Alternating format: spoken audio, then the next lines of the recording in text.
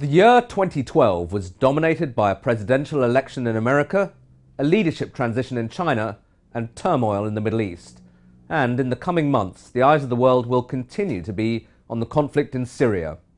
The US and NATO remain very keen to avoid military intervention, but they're also aware that the Syrian conflict could destabilize the whole region.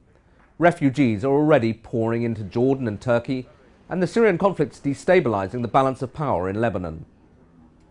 One reason that the Western powers are reluctant to commit military force to Syria is an awareness that the chance of conflict over Iran's nuclear program remains very real. The Israeli government's made it clear that it's seriously considering attacking Iran's nuclear facilities, and any such bombing raid would start a conflict that might rapidly draw in the United States. Iran is not the only potential theatre of conflict that's currently alarming the White House. The past few months have seen a sharp rise in tensions between China and Japan over some disputed islands known as the Senkakus to the Japanese and the Diaoyu to the Chinese. Tensions are only likely to increase following the election of a new Japanese government led by Shinzo Abe, who's argued for taking a tougher line with China. The Americans are involved in this dispute because they've made it clear that any Chinese attack on the islands would trigger America's defense guarantees to Japan under the US-Japan Security Treaty. Meanwhile, America and its NATO allies are still involved in a real war in Afghanistan.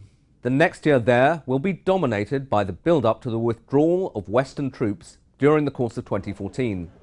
But there are many unresolved questions about how the US will deal with the Taliban, as well as the remnants of Al-Qaeda, across the border in Pakistan. America's program of attacks by unmanned drones on suspected terrorists in Pakistan will continue to be the focus of much controversy. Finally, the troubles in Europe's southern periphery risk flaring up again in 2013. If growth doesn't pick up in Greece, Spain, Portugal and Italy, it's possible that further debt relief and bailouts may be needed. The question of whether Spain in particular will apply for a bailout and what form that might take remains a live issue. For average citizens in the West, it's likely to have a far bigger impact than conflicts in far-off places like Afghanistan and the East China Sea. Gideon Rachman, Financial Times, London.